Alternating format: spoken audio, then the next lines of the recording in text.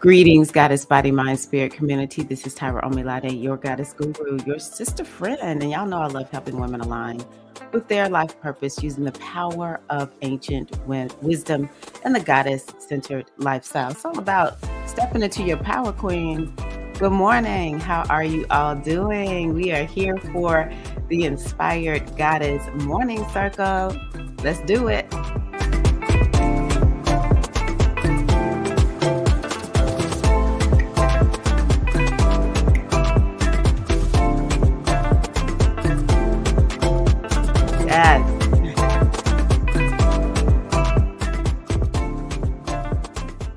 How's everyone doing? So glad to be here with you all this morning. Wealth Rising, how are you? Yes, Keita May, G Hive, Grand Rising, Ocean Kimmy, how are you? Good morning, how are you, Latoya? So glad that everyone is here. And also, much respect to the hashtag replay queens. I'm going to actually do something really quickly.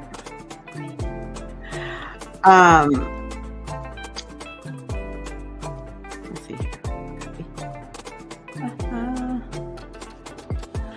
So yeah, I'm going to go ahead and get started. But also, hey Larissa, how are you, Queen? Nexodus 66, good morning. I am excited to be here. I don't know. I just feel so much gratitude. Every day I get an opportunity to show up and just give life another go for it, another good old college try, as I've heard people say down here in the South. I need to go drop a message. I forgot to do this inside of my Inspired Goddess community. If you're not a part of that, I need to make sure I get this. Eileen probably has done it, but I'm going to make it so I can send it out. I am live now. Welcome to Solopreneurship for somebody who's failing forward. Sometimes you don't just get everything in order. And I have, how am I supposed to do this? Hey, Gigi, how are you? I'm going to stop the music also.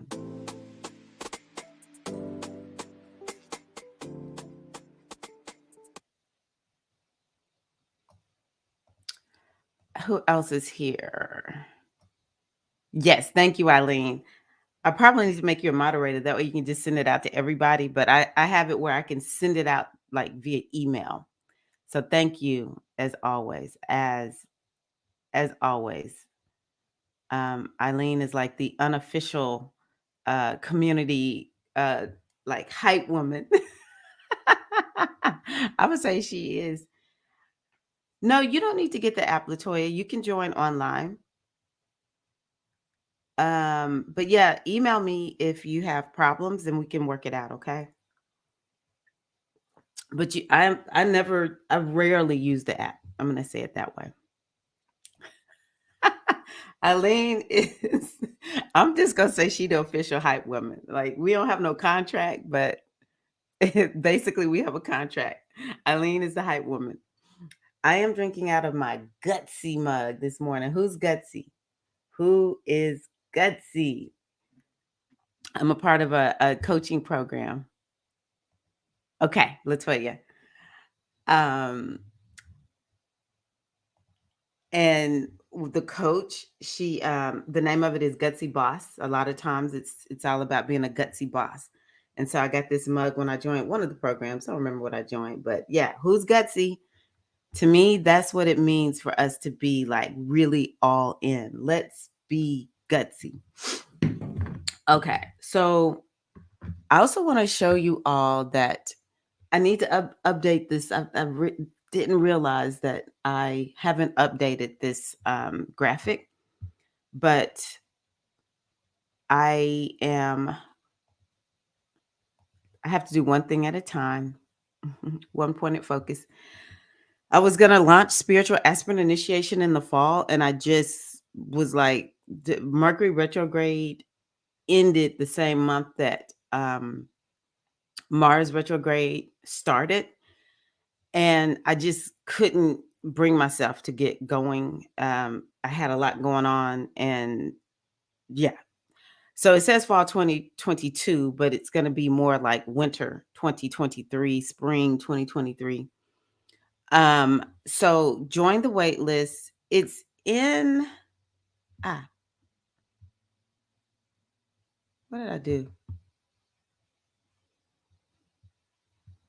Let me do it this way.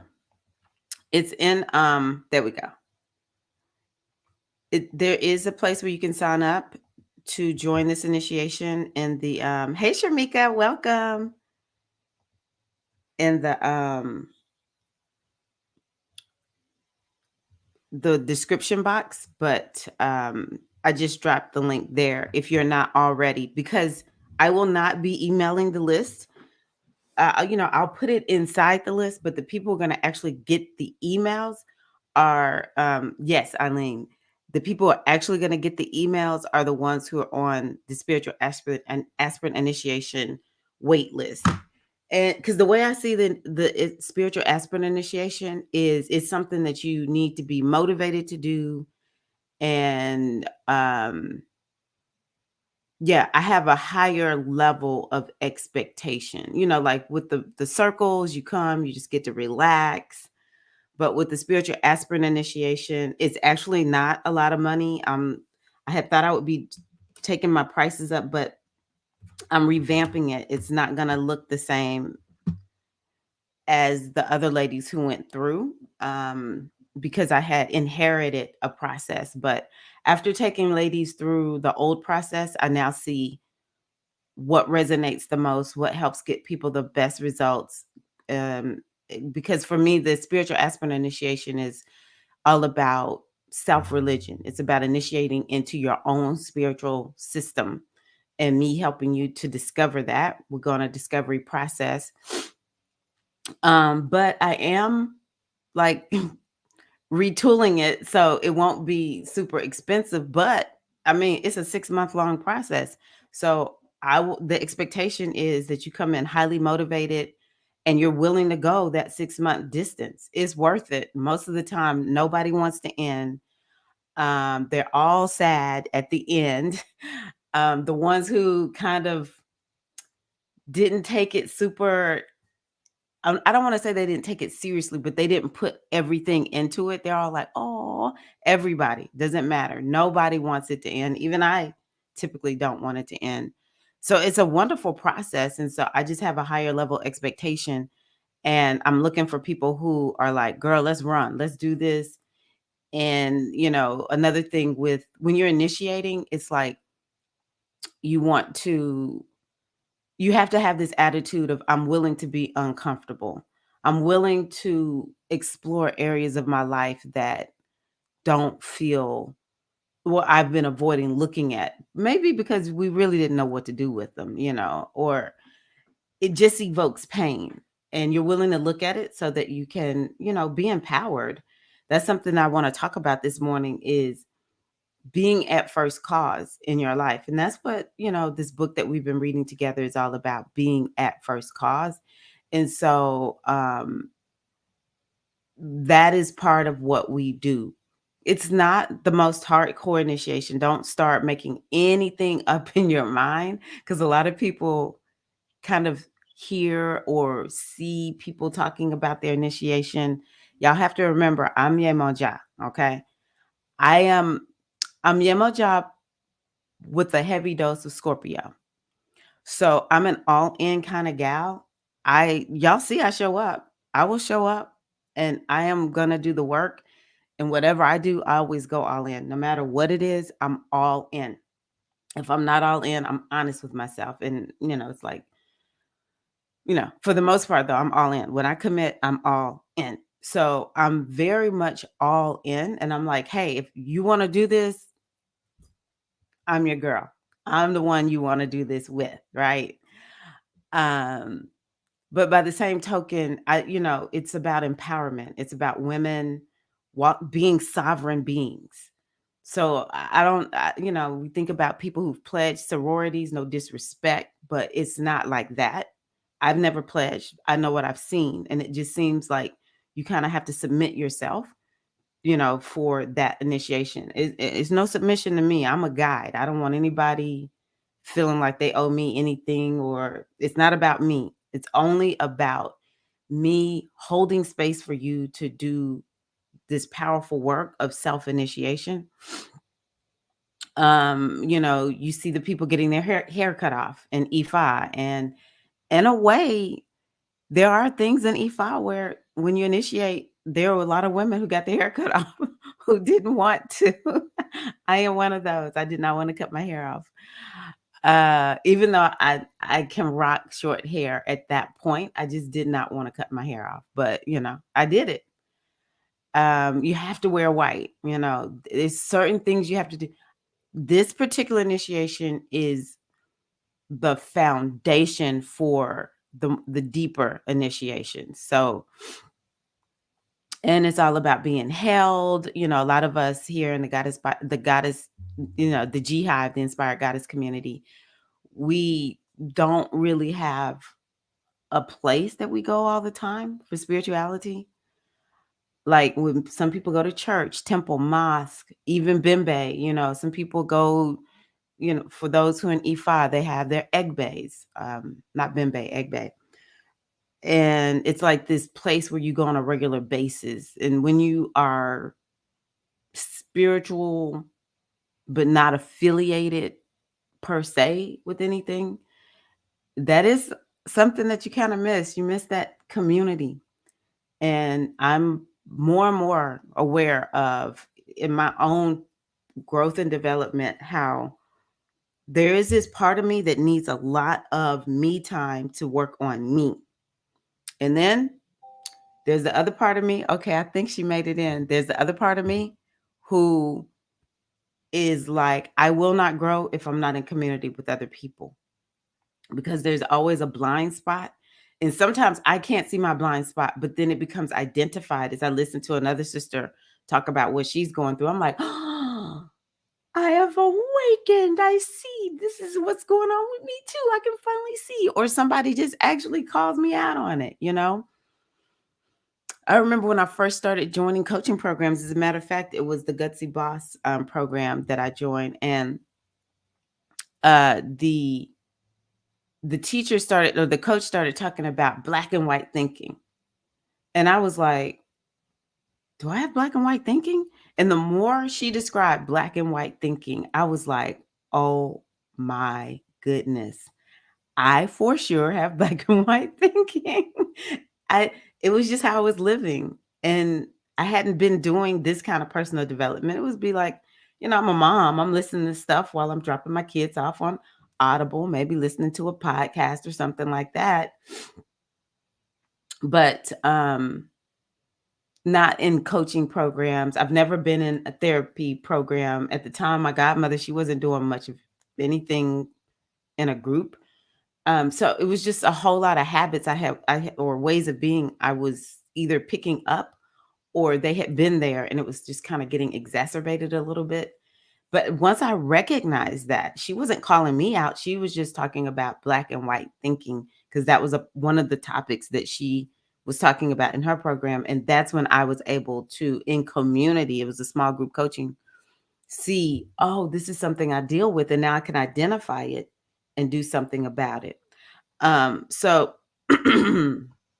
if you're just joining, it's gonna be, it says fall of 2022, but it's not. It's gonna be winter, spring, 2023. The only reason it's not full on spring is I'm getting ready to open the doors. So we're joining during uh winter, actually, because I can't wait. People have been asking me about this, and I've got to launch it. So we're gonna get started real soon. If you want to join in, make sure you get on the wait list so that you can get all the deets. Let's see here. Who has joined? All right. Hello, Sharmika has her cup of Shango. She just finished her cup of Shango. Grand Rising, how are you? Cindy, oh my gosh, it's so good to see you. Good morning to the goddess Natasha. How are you, Queen? Bonjour, how are you, Queen Diza? Oh my gosh, Peg is here. How are you, Queen? Oh my gosh, y'all. I feel like a proud big sister because Peg, she's been she had just had a baby. Like, cool believe Peg had just had a baby when she started with us in the spiritual aspirin initiation. So of course, after you have a baby, some women, you might have some weight to lose. Never looked at Peg like, well, I don't think that about people anyway, but Peg started working out, baby. I said, look at old Peg getting them workouts on. If you watch her Instagram, she is all over it. So okay, yeah, the OGs are here today. So happy to see everybody.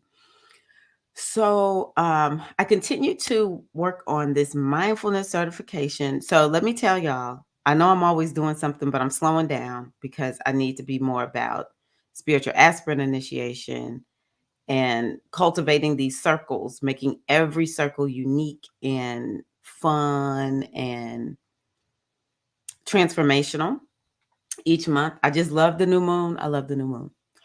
Um, but I do have another certification I want to tell y'all about. And this is coming to it'll be a part of the spiritual aspirin initiation, but if you're not going to be a part of that, then I do have a what do you call it? It'll be a separate, you can register for it. Hold on one second. The light from my window is too much.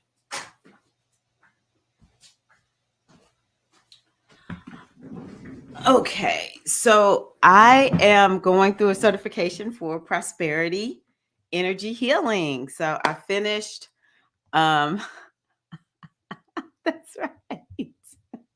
Get my certs. Um yeah, I submitted. I had to go through the process and record myself doing it. And so I'm waiting to hear back that I have passed. But I'm super excited about that one because so many of us are working on stepping more into higher levels of prosperity and abundance. Women in general, we tend to struggle, because of all these messages about self-worth and self-value. Add in their trauma, add in their, if you are a woman of color who comes from an oppressed people, and I just say it because I don't know which ones, some women don't claim all that, but anywho, if you do identify as that ancestral energy, it's kind of like we have to do extra work to clear that. um and this prosperity energy healing is, experience will be something that I think will help to create more space for inviting in abundance on all levels.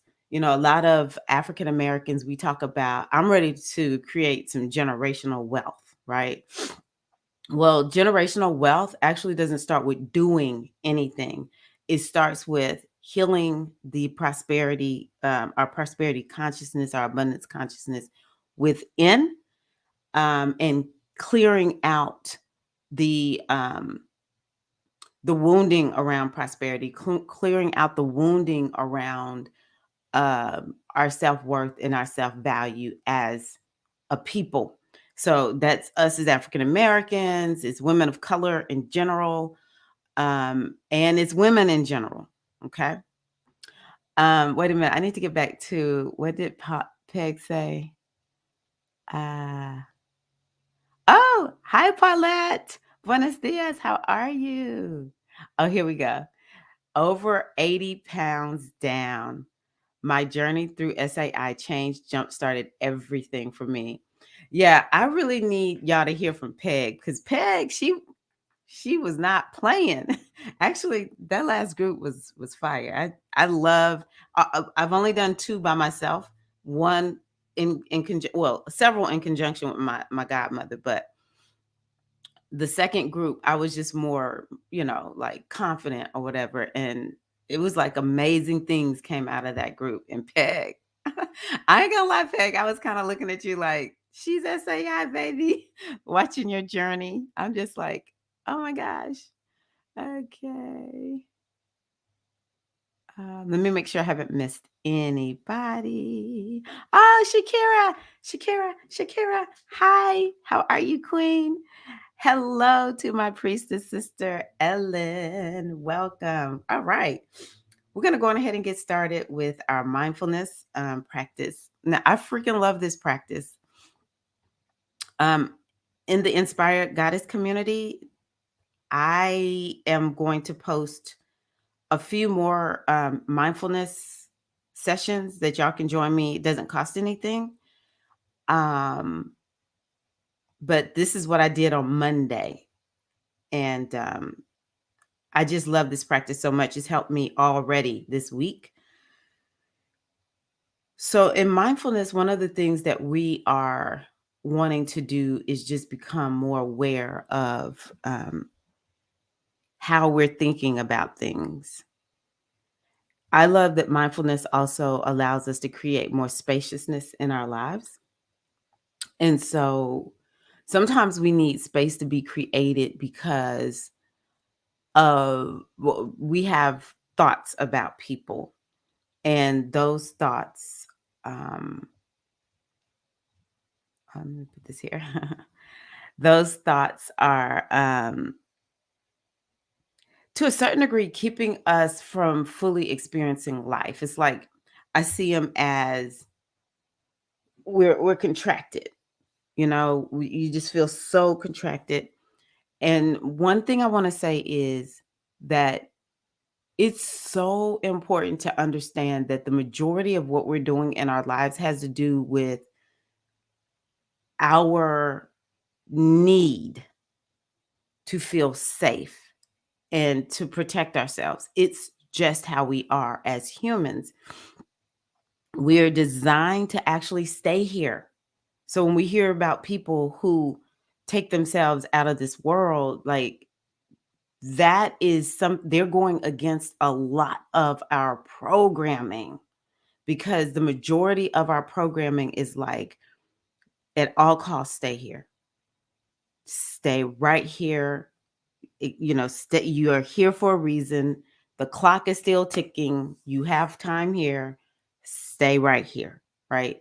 We don't just up and take flight.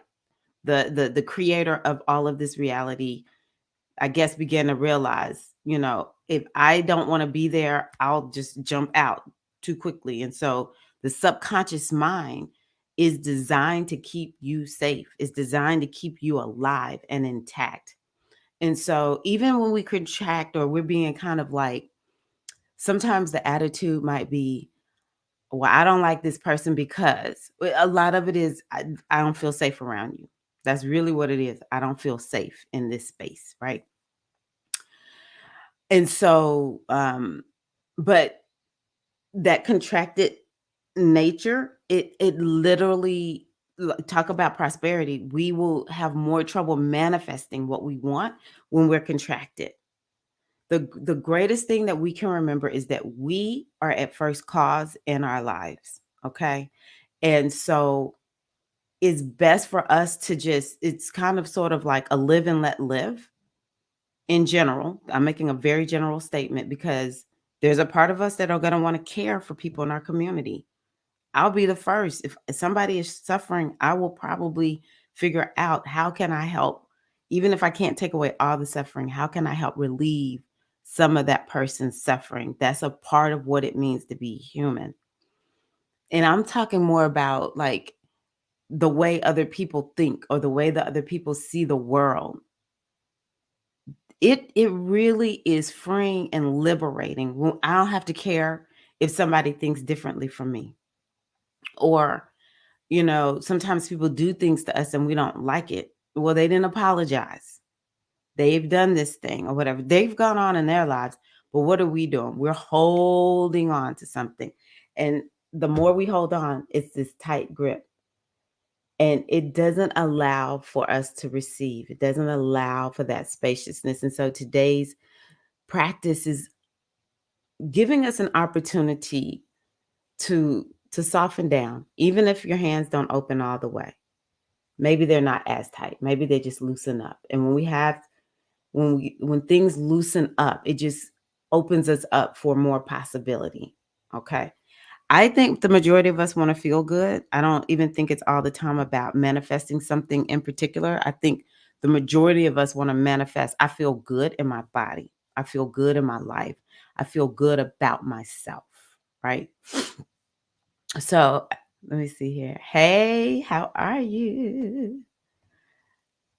My heart is so full. Oh man, yes, I'm always down to talk about SAI anytime. I will be calling you. Mhm. Yeah, good. Hi, Jasmine. Mhm. Okay, beautiful. Okay. So let's just go on ahead. If you are ready to just um, drop your gaze, close your eyes, and just take a moment to allow your body to begin to fall into, sink into a comfortable seated position, or maybe you're lying down. Take a deep breath in. And as you exhale, allow your shoulders to soften.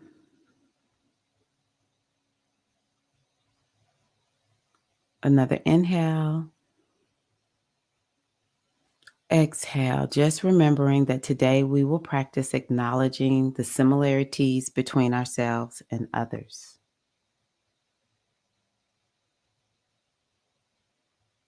So, again, oftentimes we will focus on our differences, but it's important to realize that even a person who seems very different from us is in a fundamental way just like us. Okay. And just like us, in this notion of that, can become the basis of real connection, as well as just liberation from being focused on something that you can't change. Now, this notion of realizing that people are just like us, it can include people we don't know very well. It can include people who we are in conflict with, as well as people we see as the enemy. Take a deep breath in, exhale. Bringing yourself more present and aware in your body.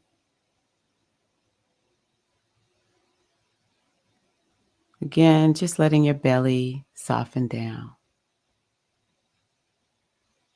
I want you to know that it's possible to develop a sense of compassion and understanding by coming to feel our shared sense of experience as human beings.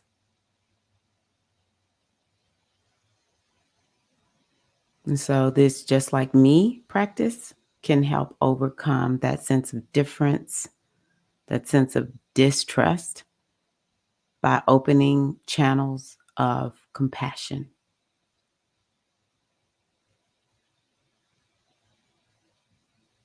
Going ahead and take another deep breath in. Long, slow, deep breath out, and allowing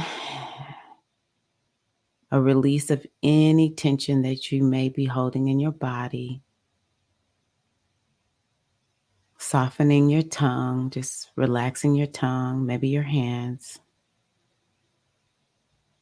Briefly scan through your body, noticing what's there. Are there any sensations or emotions? Just open yourself up to inviting in spaciousness and acceptance for whatever you're experiencing right now.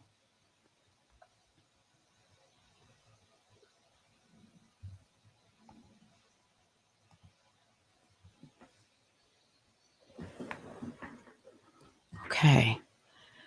Now bring someone to mind that you don't know very well or who might seem different or distant from you. It could even be someone you're in a minor conflict with. And as you bring this person to mind, notice, are you experiencing any shifts or sensations in your body? Just be present to what's there. Be curious about it. You don't have to attach, just be curious and non judgmental about what comes up. Oftentimes, we don't realize that when we feel these emotions rise, it's a very good thing because now we can do something about them.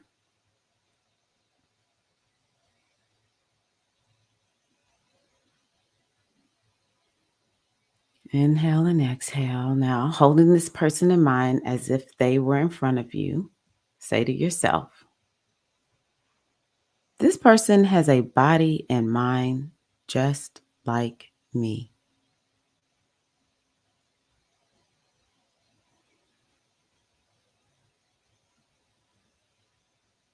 This person has feelings, emotions, and thoughts just like me.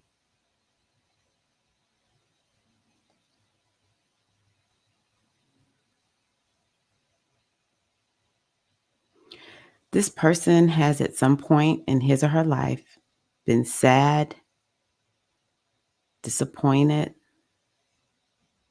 angry, hurt, or confused just like me.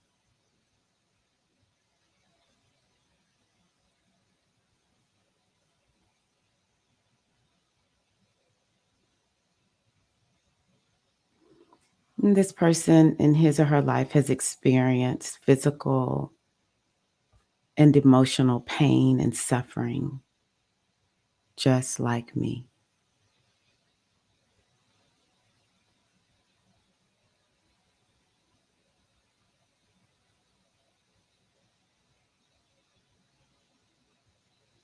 This person has also experienced moments of joy, peace, happiness, just like me.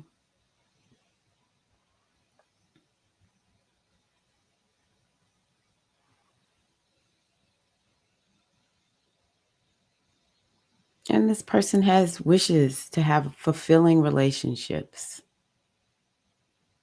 just like me.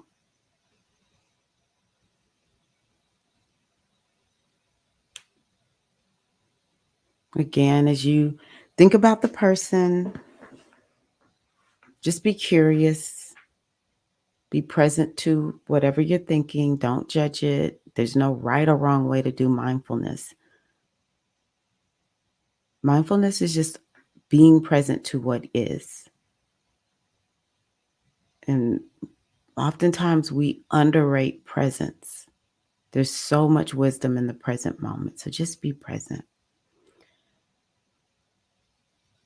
So I also want you to go back to thinking about the person and just realizing that this person wishes to be healthy and loved just like me. And just take a moment to sense how you're feeling. As you hold this person in your awareness, what do you experience?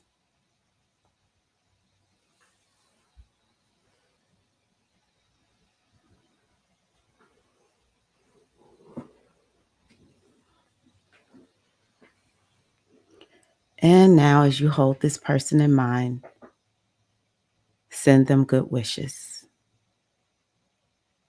May they be well. May they be happy.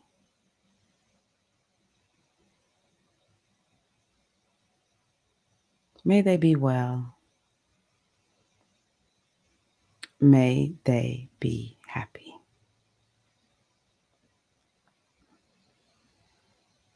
You can just let their image fade away.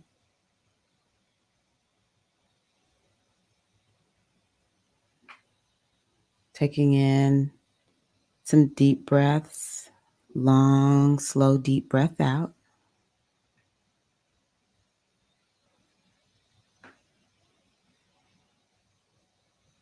Breathing in,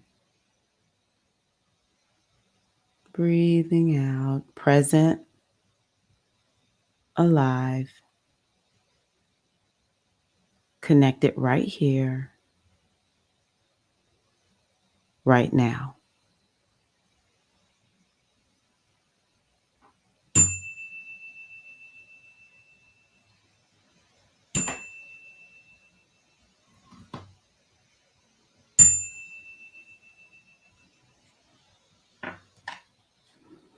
I hope that has been a good practice for you all. I would love to hear your feedback on it.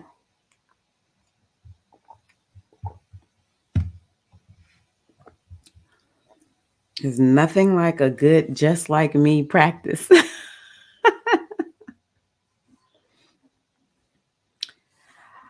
The sister who was in my mindfulness session the other night, I told her this story that, and I actually thought about this person when I went to the practice on Monday. There's somebody, there was some neighbors I had, long-term neighbors. They had been there for a while and they moved, and whoever bought the house from them turned it into a rental property. And so the people who moved in were not just like me in terms of like how we see the world. And um yeah, it felt actually threatening and like they were an enemy. In Tennessee, it's nothing to see Blue Lives Matter. I don't really know what it's like in other places, but for me in Tennessee, Blue Lives Matter flags are like the new Confederate flag. Because those are the people who used to don the Confederate flag. That's who I see with the Blue Lives Matter.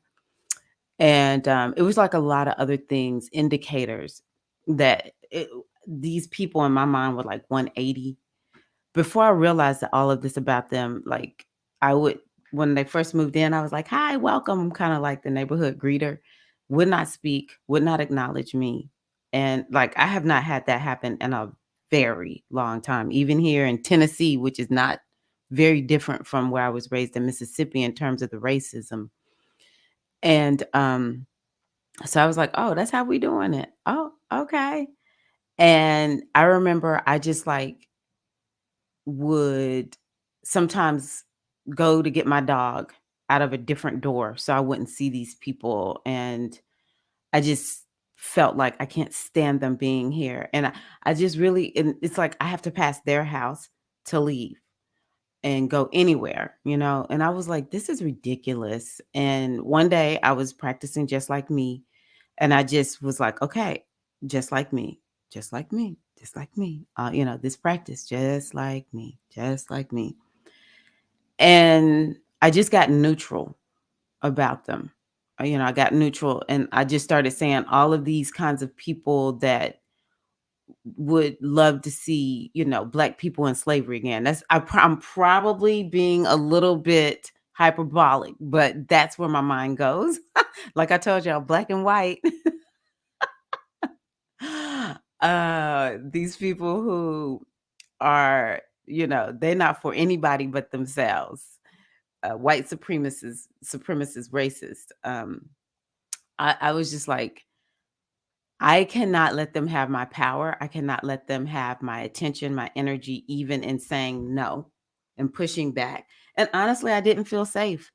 When they moved in, my husband was living with his father at the time and taking care of his dad. And I would just be like, I'm so scared. And he was like, did they say something to you? I'm like, no, they didn't say anything. I really do have trauma from living in Mississippi. I remember at about the age of 8, for months, I would sit behind the family couch at night and I would just sob because I had seen something on TV about the KKK was coming to get us or whatever. I don't even know what it was, but I was only 8. And so I literally thought that the KKK was going to walk through my Black neighborhood, this neighborhood we lived in when I first moved there at like, I think I lived there at 4. It was all white except for my family and maybe another. It was not many black people in this neighborhood. My dad got stationed some other place, and then we came back to that neighborhood, and those white people had left. They were gone, baby, gone. It was one white family, and they lived right behind us. Um, but when we came back, I don't know. It was just something I had watched, and I was terrified something was gonna, like, the KKK was gonna come marching through our neighborhood. And my mom finally found me and assured me everything was safe or whatever, and they never did, of course. But it evoked that, seeing these people who had all kinds of indications of where they stood. Like, to me, I'm like, "Were you at the January 6th riots?" I'm wondering, are you one of those people? That's the level of fear I was having. But then I was like, "You know what?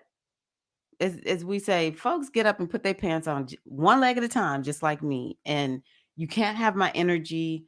I'm as Auntie Maxine talk about reclaiming her time. I'm reclaiming my ashe, baby, reclaiming my ashe.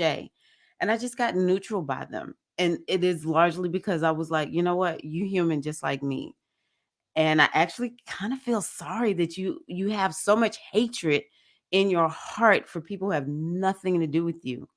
And it was very, very interesting because they moved in, and the neighbors to their left are straight Latino, like, accent, speak Spanish.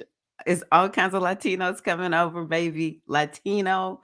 Then we got little Africa with me and my family. Um, it's like a lot of people. Oh, and then there was another family, biracial. It was just, like, not the kinda neighborhood that probably somebody like that wants to live in. I don't know, maybe they lost their job or something. They ended up leaving after a very short period of time. Um, Very, very interesting. So, yeah. That's who I used it for the other night. I was like, "Yeah, I need a break from, I need to use this," and it really did help. Okay. You still doing Sharky? I heard that. Glad you feel centered.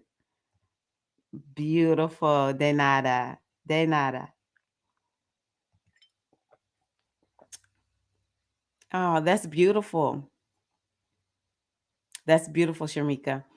The other night, the lady who practiced with me, she said the same thing. It took her a minute to bring someone up, and sure enough, she did. Yay, Keita May. Glad that was pretty dope. Okay, yeah. It's just because I am scorpionic, and I do know I have a propensity for black and white thinking. There is still this part of me, this trauma response from my childhood that will just kick in and go overboard. Sometimes I don't know if I'm being hyperbolic, but that's how I felt. And my husband was like, "Don't make me. Do I need to go over there?" I'm like, "No." Which reminds me, I have to address this in the book I'm writing. Hmm. Yeah. I'll show you where Sharky is, Sharmika. Sharky is a dance fitness, um, belly dance fitness format. And it is what I do on the regular. How do I do this? Yeah. This is Orit. Orit discovered, or she's the one that created Sharky. It's belly dance fitness.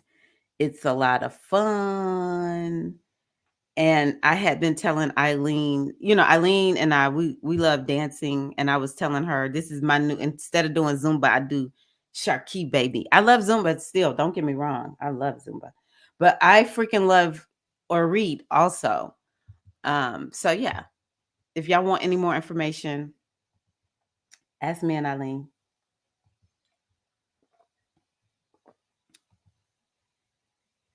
See, Shakira, you and your husband and I, it is real. Like, when you go to Mississippi now, I don't worry about those kinds of things, but being raised up in the 70s, I guess the 70s and the 80s, because I don't know how Shakira's husband is, but 70s, 80s, and earlier, for sure. It was still a lot of overt racism, and the way the city was set up, it was like black and white parts of the city.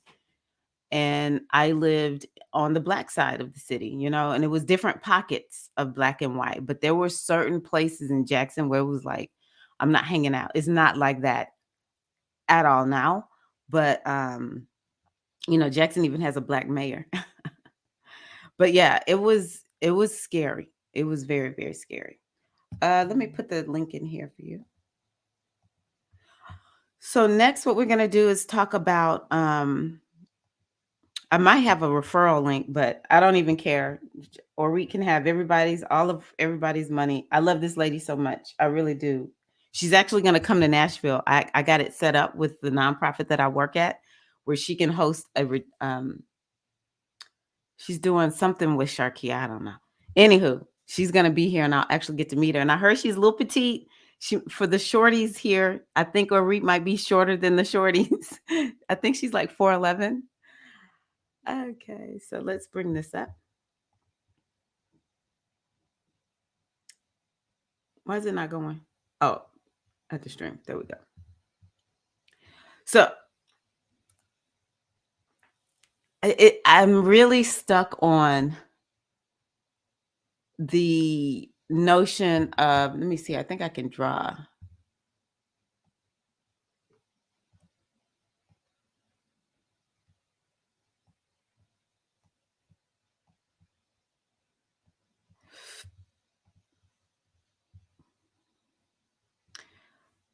This right here is the part of the equation that we most want to be on. Cause. Okay. That's what a happy pocket full of money is largely about. You are at first cause, because there's the cause and then there's the effect. Okay. And most of us are focusing on the effect. And just like me is such a good example of how we do. If we focus on the effect, then we sort of remain a victim to it, right? And the best thing for us to do is to have, like, the way I like to say it is, what is the most empowered position I can put myself in? What are the most empowered thoughts that I can think? What are the most empowering emotions? And to a certain degree, the most empowered thing we can do about our emotions is to be okay, to embrace. We are emotional beings. We will have emotions. We will experience emotions. And so to be present to our emotions and don't let them make it, like, we choose to think what we want to about the emotions. Because sometimes when we feel bad, we think, this is bad. I feel bad. And, everything is bad because I feel bad. No, the way we are designed is like, it's like the emotions help to bring up. First of all, they can be clues as to, are we headed in the right direction or the wrong direction? Or it can be clues about, like, yes, I want this, or no, I don't want this. It's like emotions are so healthy. They don't dictate to us anything. I remember hearing one of my coaches talk about, just because I don't feel happy about working on my business doesn't mean I don't work on my business. That has nothing to do. She deals with she says she just accepts. She just deals with clinical depression. And she's tried everything, and at this point it's just something she hasn't gotten past yet in her life. And I'll never forget when I saw her do this amazing launch. We were like, she is in, like, her glory. We could tell she was up leveling as an entrepreneur. And later she released these behind the scenes videos that she was making for us as she was doing the launch. And as she was making these videos, she was like, okay, y'all, I'm severely depressed right now. But I'm just going to show up and just do the best I can. and blah blah blah, whatever. So I'm watching these videos after the fact, well after the fact. It was like 2 to 3 months after the fact. And I came back into the group and I was like, "You were depressed?" I was like, "No one could tell." And she was like, "Yeah, doesn't matter, you know? Just she said, "I'm committed." So that has been one of the most beautiful lessons that I have learned, that I don't have to be happy, or if I'm experiencing negative emotions, it's like, well, yeah, I'm experiencing negative emotions because I'm okay, right? So maybe it's like, what's the most empowered approach you can have to emotions? This is how I get myself in a state, in NLP we talk about you want to be in a resource state. Well, when you feel like you are a victim, where you are, or somebody else is in control of your life and what you're doing, that's being at the effect. And it is difficult to feel resourced when we're at the effect. And this is why, kind of going back to what I was saying in the beginning, it's important to be in community, because sometimes it's difficult to see, oh, I'm being at effect right now. We have to train ourselves to understand when we're being at effect so we can notice it in ourselves. It does take like practice. It takes, like, I got to do this over and over and over again to, oh, wait a minute, I'm being at effect. But when we are at first cause, when we take responsibility, that's another way that we say it. And a lot of people do not want to take responsibility. We call it projection. We want to project whatever's going on. Like, I am having this problem because of somebody else. Um, then when we don't operate from first cause, then it's difficult to make progress in our lives. It's difficult. And to me, being at first cause is me admitting at times I don't want to change. I remember when I was in the throes of that sugar addiction, I didn't really want to stop eating a whole bunch of sugar. It was like, this is what I love, this sugar, and it's how I cope. And I don't exactly know what I'm going to do if I don't eat this sugar. So I'm just saying, I remember I would just be eating something sweet, saying to myself, I'm choosing to do this. To me, that's powerful. I didn't change my behavior. I just said, I haven't figured out what else to do yet. So, but I'm choosing to do this because I am, in charge of my life. And when I don't want to do this anymore, I'm going to make a different choice. So to me, accepting, I remember my husband's uncle Kobe, he would say he had both his legs cut off because he had been drinking alcohol. He was, severe alcoholic. And he said one day he just had prayed to the big man upstairs to take away, this desire for alcohol. And that's what happened. But it was late, too late. He was very ill, and he lost both his legs. So I would kind of be like, "Oh, I'm sorry, Uncle Kobe." He was like, "Don't feel sorry for me. I did this to myself." Uncle Kobe never one time felt sorry for himself. Like, these old folk, they this is good. It was like, really, it was very empowering to see someone sitting there with two. Did he have? I think he only ever kept one leg on, one of his prosthetic legs. He never had two prosthetic legs. He only ever had one prosthetic leg on. And he kept it, kept his lap covered. He would have to wheel himself up to the kitchen table, wheel himself out to the front porch to smoke, whatever. Never complained. No, nothing. So that's very important. I really want you to take that with you into this next week. You are at first cause, and see how empowering does that feel for you. I think a read will make you feel tall. 5. Oh, you're shorter, Kita May? I couldn't tell when you were on video. Okay. I was also considered tall over here, 175 centimeters. Look, I'm gonna have to type that in, Diesel, because I don't have a concept of it unless it's just a few. It sure does. Yeah, it's true. Yeah. Yes. Accountability is self-care. Uh-huh. It is. I believe that. Okay, with that, let's go on to where we are today in um I want to use green. Okay, life is images of the mind express. And what this means is that life, the source, uses your thoughts, your mental images, and instructions by which to create your reality in the material world.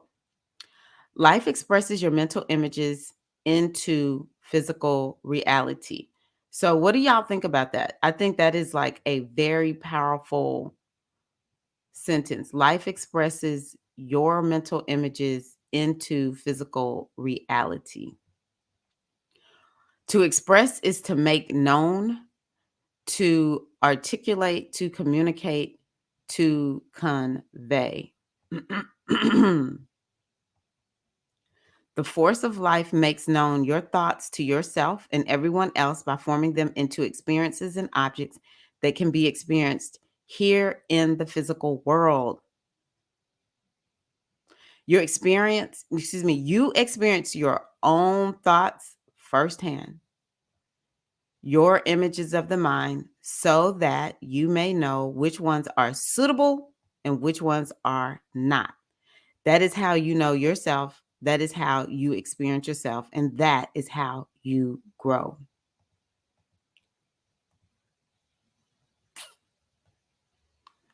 This is the supreme purpose of the physical world that we are in now. It is designed to enable you to experience yourself. I honestly believe that. And I think if we could see life as being that simple, I'm just here to experience myself. And it's through these thoughts and these images and these feelings and these emotions that we have that we're able to create the experience that we want. And the question is, what do you want to experience? Most of us are experiencing based on the effect. We let the effect dictate this is what you can experience. We look at the world outside of us and let the world tell us this is what is possible for you. And then we have all these mental images and thoughts, and so we're creating, but it's not consciously, it's not based on us saying I'm here to really do what I came here to do, which is to experience myself, but I'm doing it in a way where I am at first cause. I am the one who is making the decisions about what is, how I'm going to experience myself. It is designed to enable you to experience an idea and its effects and consequences. And I think that's beautiful because there are no limits. We can truly create whichever reality that we want. And that's why I love this notion of we live in a multiverse. We live in quantum mechanics is all about every possibility exists right now. See, a lot of times we're like, I got to create this, I got to create this. No, all possibilities exist right now. The question is, which one are you most focused on? And I was re-looking at my universal laws class last night, and it reminded me of this one book that kind of made universal law drilled down into something very simple. And I've said it here before: soften, shift, stay. And that just means, which reality do you want? Soften down to the one that you're hyper focused on. Most of us are hyper focused on something, maybe. I'll just say soften down on the one that you're experiencing right now. Shift your focus to that possibility, that reality that you desire in your life, and stay right there. Keep your attention, your ashe flowing in that direction. That's another reason why we want to do just like me. Because if we have our ashe locked into somebody that we feel some kind of way about, is how I'll say it. That's a part of our ashe that is not in the direction of the reality that we want to lock into and bring that possibility in. Okay. So yes, we are projectors is a good one. Hey Cora, welcome. Life does not select which ones of your images to express and which ones not to. How would it choose for you? It therefore expresses all of them to the extent, let me change my color. It expresses them, all of them, to the extent that you have them and believe them. Because guess what? You have true free will. And this free will is truly, excuse me, this free will is truly free because of the fact that all of it is acted upon without filtering or favor. I love that sentence. I'm gonna put that in red right there. This free will, oh, dang. Hold on, y'all.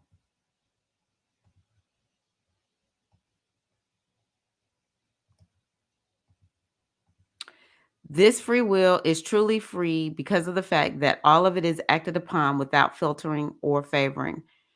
Free will is truly free because of the fact that it actually gets results all the time, not just some of the time, and it gets them exactly. And later we will see how exactly free will works, even when it looks as if it's impossible for it to do so. So, free will is truly free. I think I'm going to do a different highlight because you can't really see it. Let's try the pink. I just want it to be, remind myself, that's a powerful sentence right there. Truly free because of the fact that all of it is exacted upon without filtering or favor. Free will is truly free because of the fact that it actually gets results all the time, not just some of the time, and it gets them exactly. This whole notion of free will, if you're raised up in the Christian church, I don't know about any other religion. I don't know.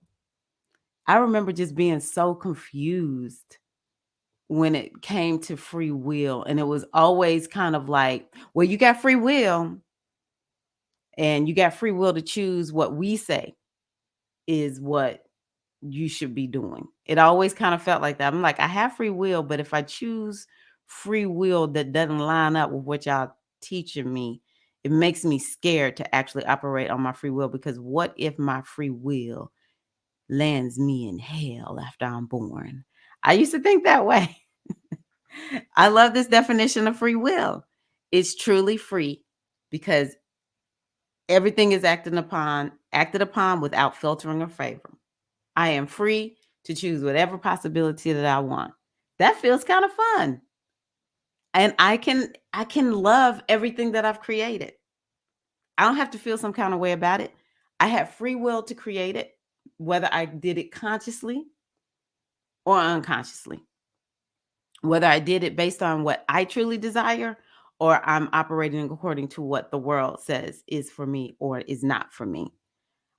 It's still, I allowed it to happen. I did that, right? And I can choose something else. I can choose something different. Grand Rising. Okay, that's interesting. I'm trying to think. You know, Shamika, when I was bringing that memory up, it was more like thinking about being raised up in Catholic church. So maybe this is something the Catholics really pushed.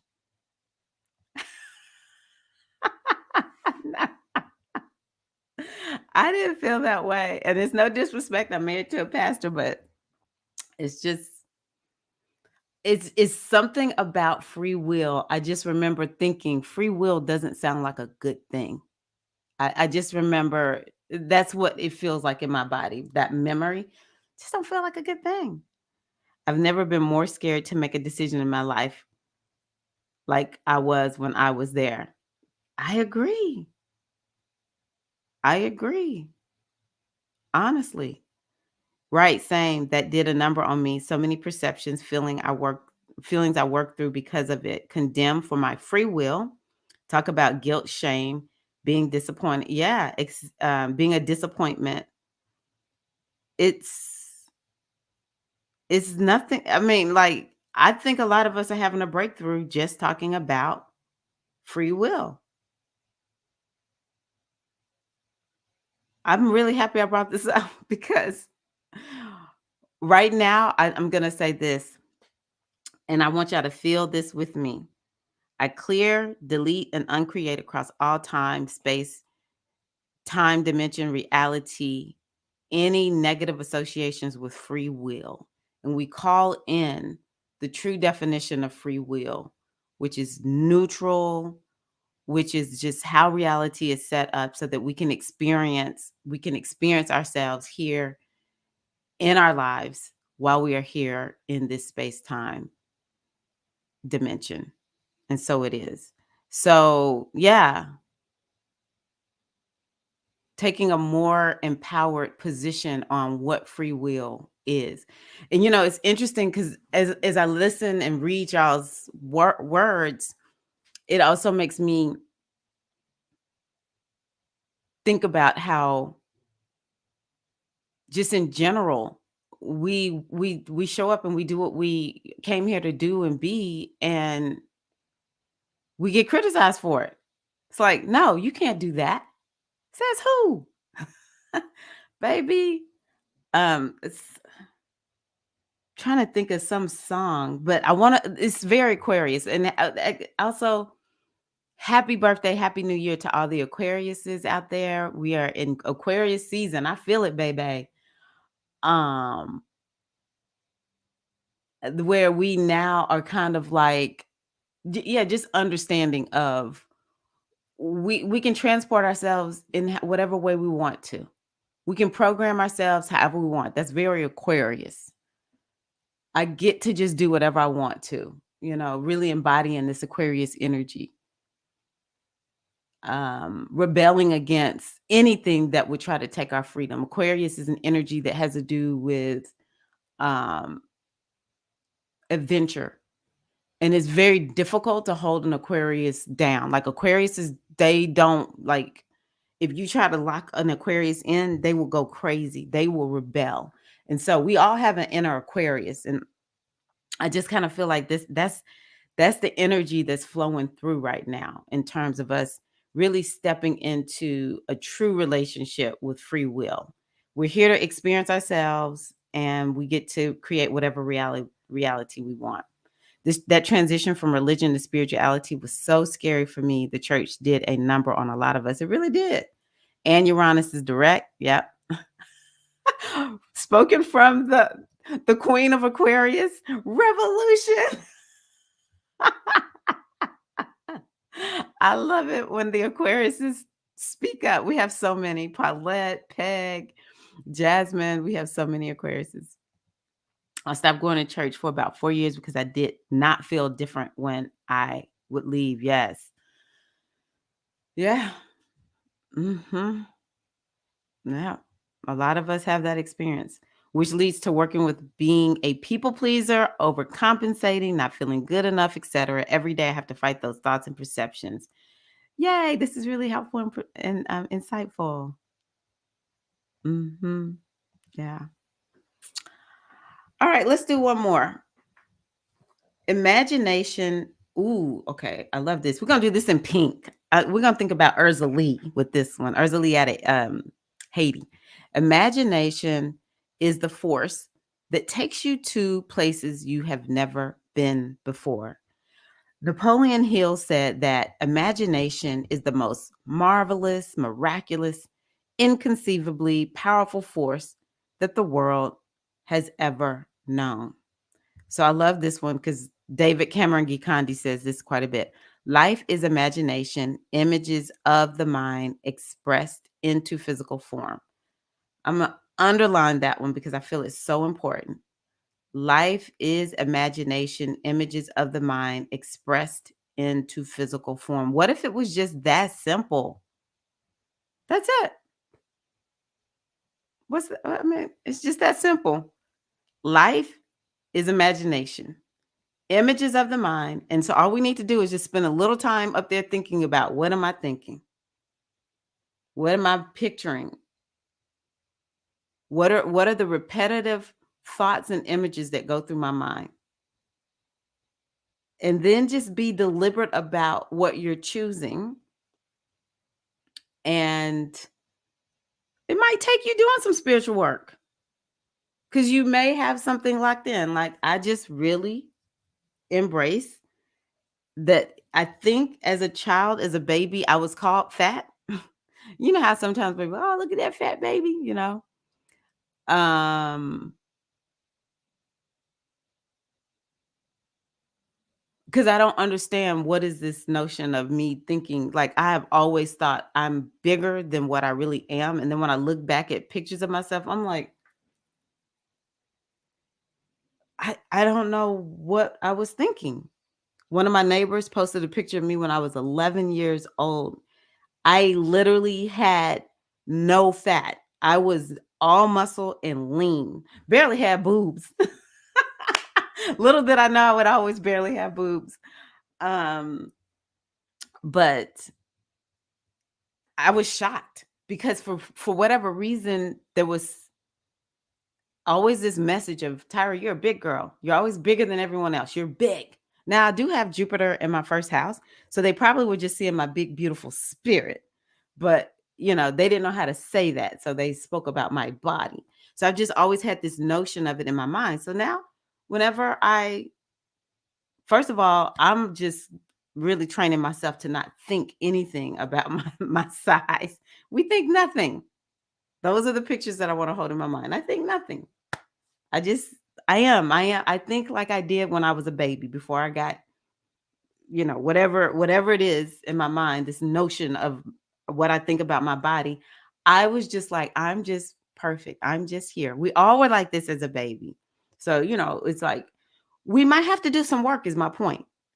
Sometimes it's difficult to hold images of the mind there when you have something in your subconscious mind that will not allow it. It does not see that as safe. It does not hold it as true. That is where the spiritual practice comes in. But we can't not hold the images. I mean, like, we got to give ourselves a chance. Who does it hurt for us to imagine what it is that we desire for our lives?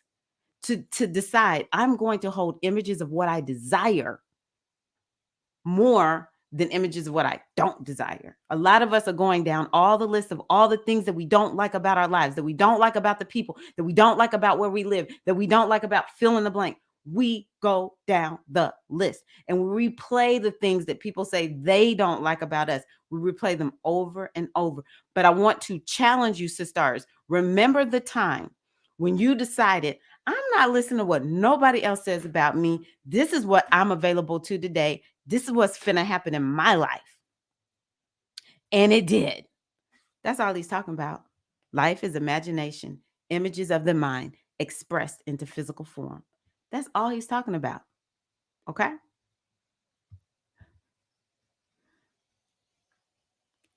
Okay, we got Aquarius moon. Even Shakira's Aquarius.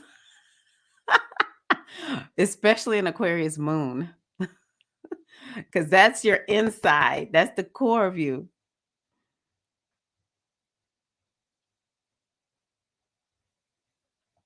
Hey, Empress T, welcome.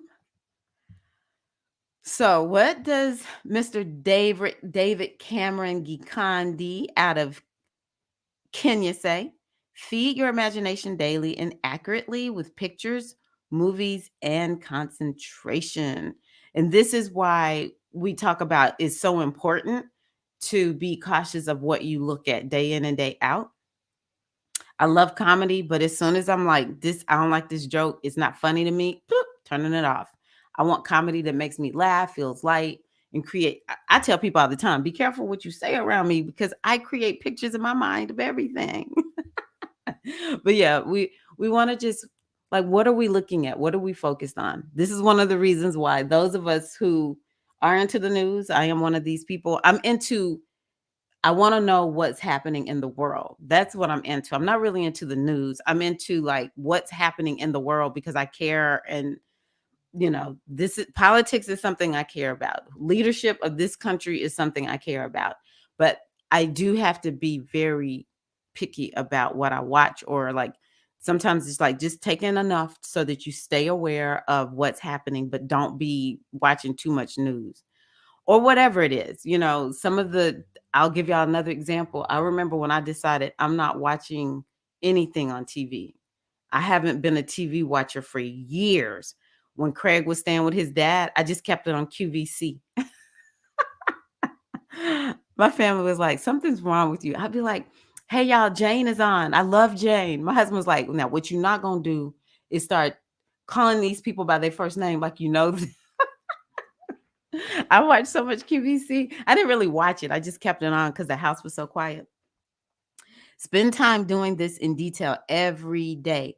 Imagination is the most powerful force, and it is so because life uses it to know what to create next. I'm going to underline that. First of all, spend time doing this in detail every day. That's one of the things that he said that I always remembered from this book. That's like a breakout sentence for me. Imagination is the most powerful force, and it is so because life uses it to know what to create next. Now, which goddess is the has the domain of the imagination?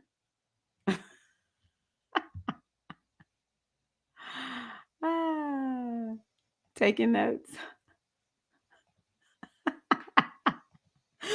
Peg. I even would watch it so much because my husband would be here on Sunday and a little bit on Monday, but on Sunday he would come here. He was a preacher at a church that was closer to here, but he's a preacher, a pastor, I should say, somewhere else now. But he would come here on Sundays, and then he would come home after he preached, and we would sit around and just kind of like chat for a little while before he left to go back to his dad's. And there was this guy named David that would be on, and David would be cooking. And I don't know. To this day, me and Craig are like, we love David on QVC. And David has lost all this weight. You and David must be like on the same team, Peg. David has just like gotten skinny. He would be tasting all this food, and he talk about now that he was working on, slimming down. He would not eat something just so he could have that one little taste of whatever, he would be cooking in the kitchen.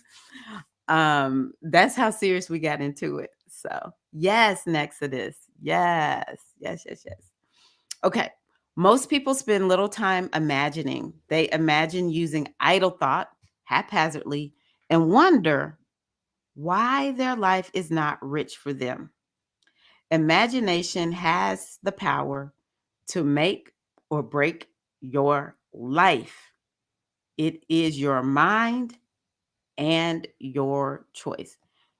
So, again, I kind of got distracted. Sorry about that.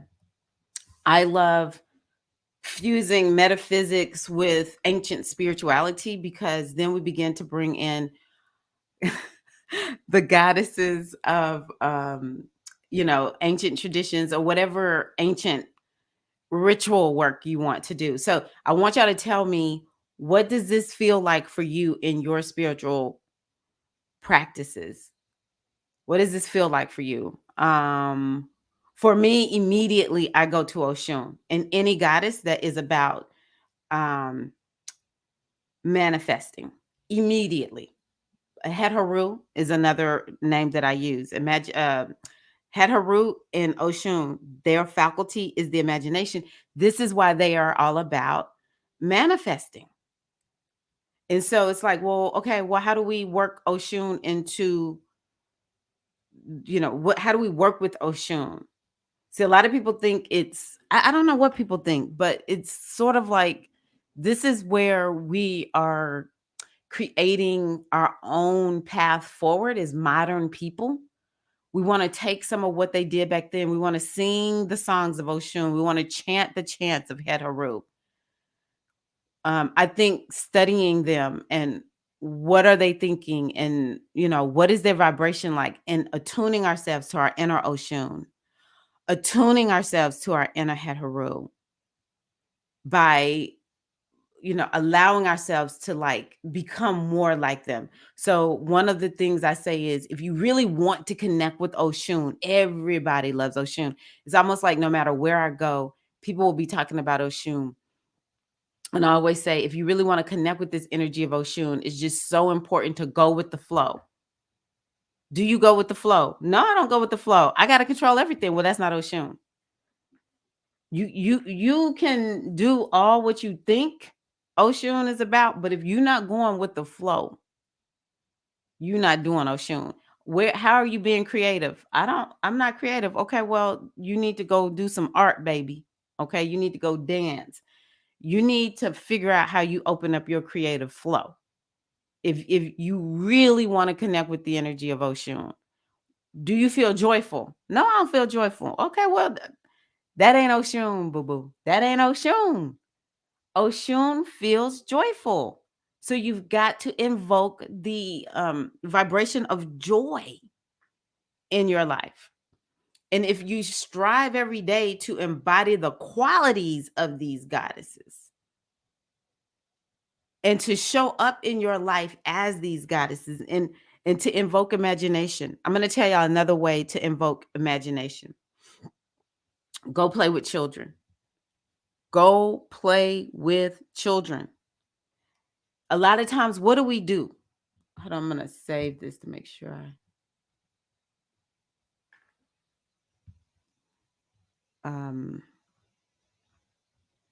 keep our place.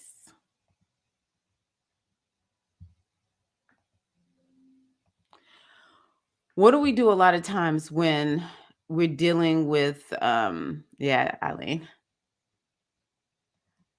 especially when they're like children who are about 6, 8, maybe 6 or 7, 8, they get a little bit like dark at 8. They get so sober and somber at 8. I don't know why. It's just part of child development. I learned, as a mom. But when they're like 4 and 6, especially, they'll you'll be with somebody who has some little kids, and then the little kid will walk up and say, "Yeah, me and my family, we went to Disney World last week, and I saw Mickey Mouse and Minnie Mouse, and we rode the train, and then I saw Goofy and I ran up and I hugged Goofy, and it was like so exciting. And then we went, and it might be something that the little kids saw on TV. That's how they're able to describe it. And they'll describe it as if the family did it. And the mom will be like, I don't even know where this is coming from. Like, our family has never even been to Disney World. But see, that little child is showing you how to connect with your imagination. That kid doesn't care that they haven't been to Disney World, because in their mind, they have been to Disney World. Them and their whole family, they did all of that. Do you want to connect with this goddess or don't you? Do you want to connect with your imagination or don't you? For me, to connect with Oshun means that I'm laughing, I'm having a good time, I'm having fun, and it's real.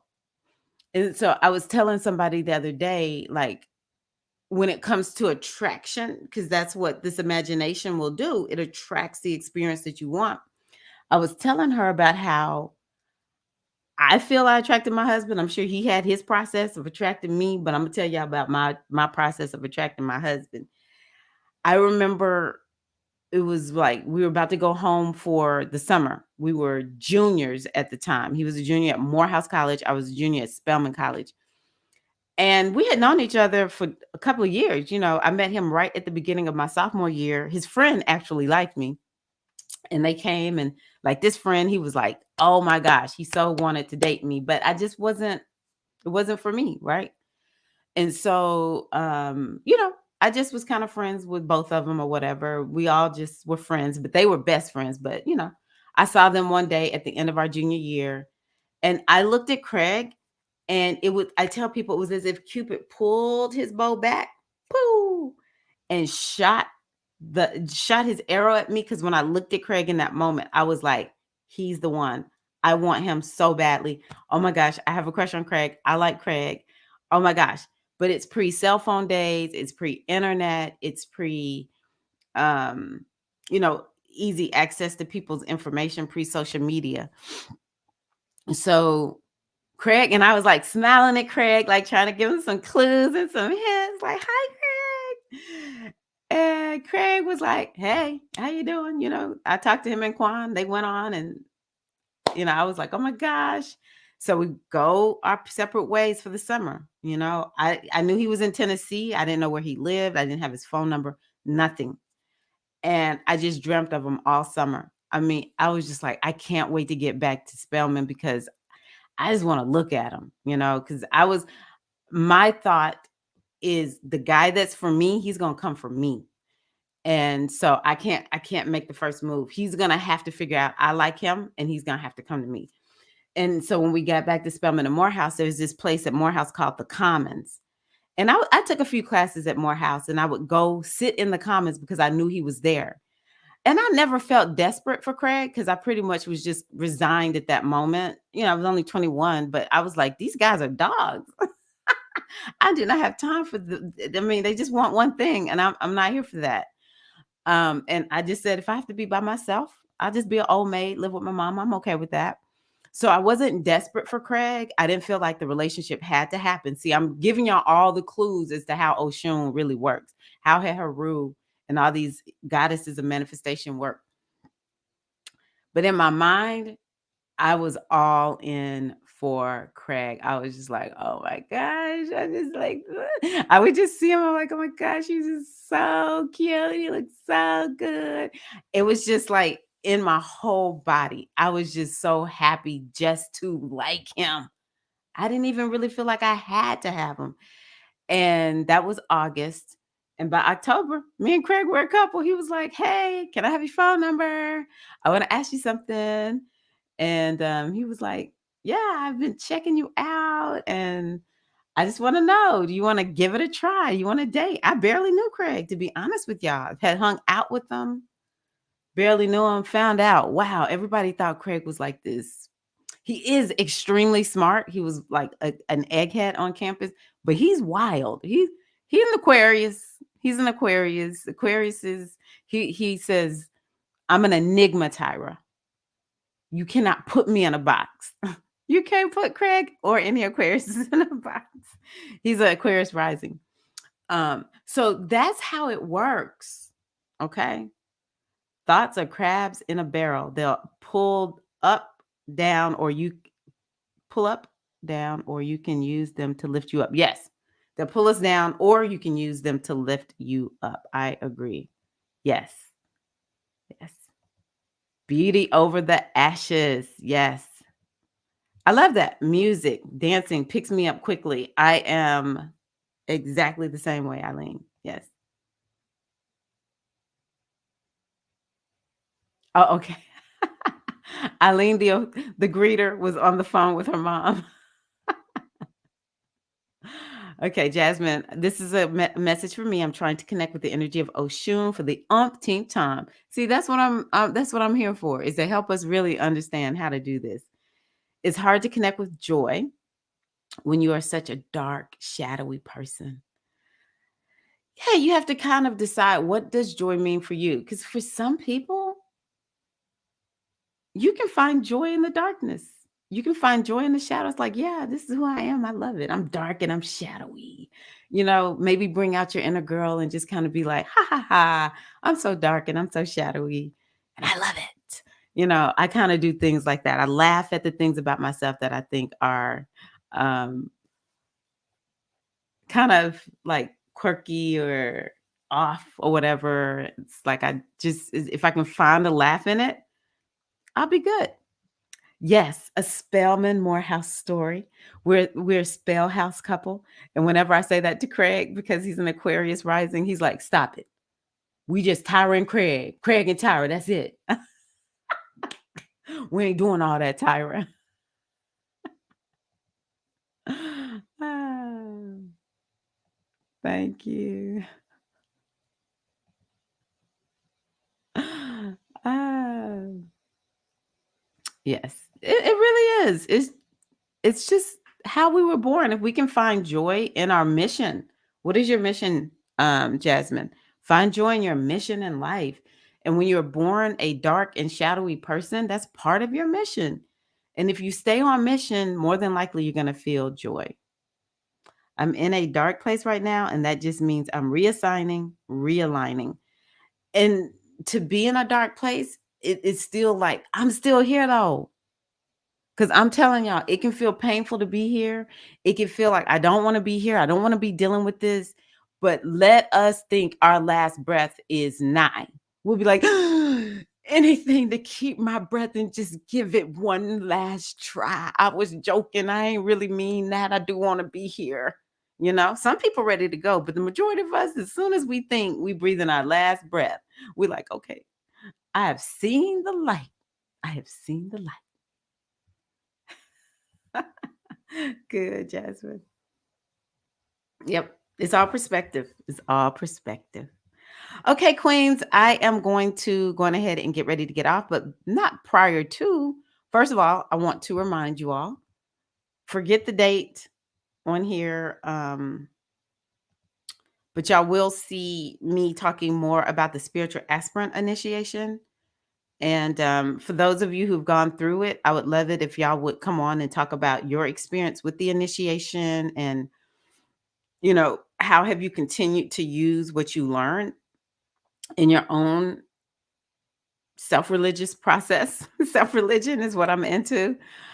But yeah, make sure you sign up for it. And even if you don't join, to go through it, and it'll be a great experience just to kind of join my live streams and all that kind of good stuff. But yeah, we're gonna do that. And I want to also just pull a quick card.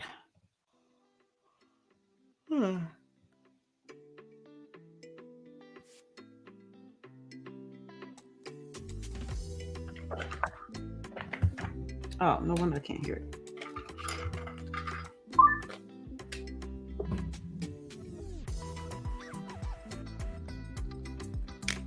Okay.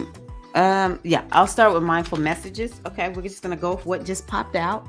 I just had a card fall out really quickly. This is for my mindful messages card, my deck. It says, coming my way. This is so Aquarius. Unique opportunities aligned with my desires present themselves to me.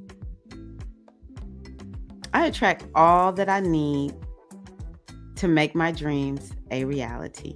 Unique opportunities aligned with my desires present themselves to me. I attract all that I need to make my dreams a reality. Now, y'all saw I was just shuffling these cards. Y'all can't tell me we not aligned with the universe, that we not doing real work here. Wow. That was a good one. Okay, I'm going to pull from my affirmation cards for women deck. Just a little something to take us out. Make sure we're feeling inspired. Here we go. I want y'all to remember what we talked about. You are at first cause. You want to keep yourself on the seaside of that equation. Today, I remember that my worth isn't found in another person's hands. Those whispers were never meant for me. Whatever they said, that wasn't meant for you. Okay. Today, I remember that my worth isn't found in another person's hands. Those whispers were never meant for me. And I remember reading something, and I wrote this down. What this lady said is, what if the only thing that the people in my life said to me was, I love you? Even if they said other words, what they meant is, I love you. And so, because we have free will and can imagine whatever we want, no matter what anyone said, they meant, I love you. And that frees us up to know that how we see ourselves, how we experience ourselves, it's all on us. We get to choose. We get to choose, queens. Okay. I am so happy to hear that this has been good for you. That having fun has become so difficult. Okay. So, Empress T, is there something you can think of to have fun, even if it's something super simple like turn on something funny, turn on some music and sway? I don't know what's fun. I'm kind of thinking about things that I find are funny or fun, but are simple and don't require a lot of energy, because sometimes if you're feeling more of that vibration of down and out, stressed, life isn't fun. You can't go straight from like that to we at Disneyland. We're at Disney World.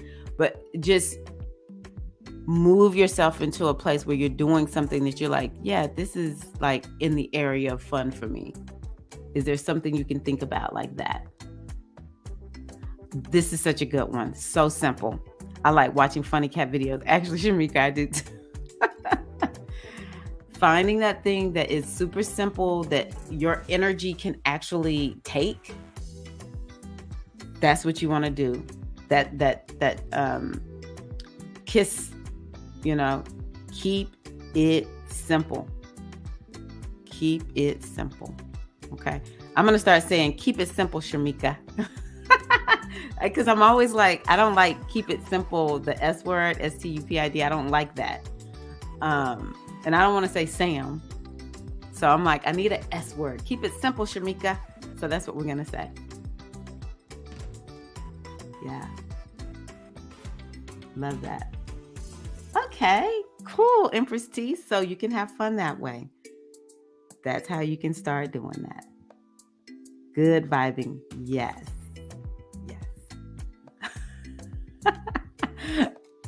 Oh, this is a good one too. Keep it simple, sister. I was like, I need something positive at the end.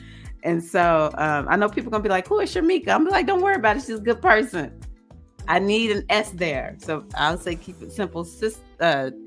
Yeah, sister. Keep it simple, Shamika.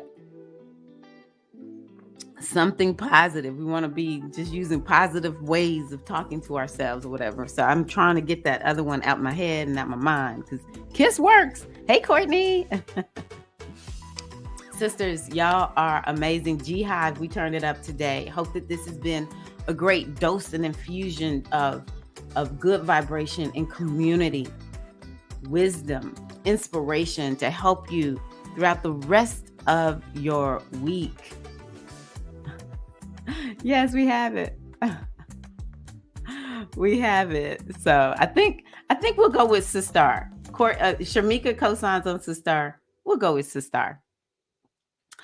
But yeah, I know I need to get some things out soon. Like, I have not sent the newsletter out in about 2 weeks, and I need to get that done. It's just been a lot going on. I had that certification I was working on last week, and then I had the circle last week. And so, yeah, I'm working on it now. So thank y'all so much for being here. I appreciate you. And yeah, just remember, just like me,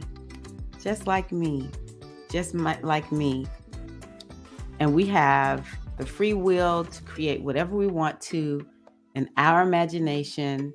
And in order to connect with this lush, beautiful goddess of manifestation within, we need to go look at some funny cat videos. Love y'all all so much. Connect with you soon.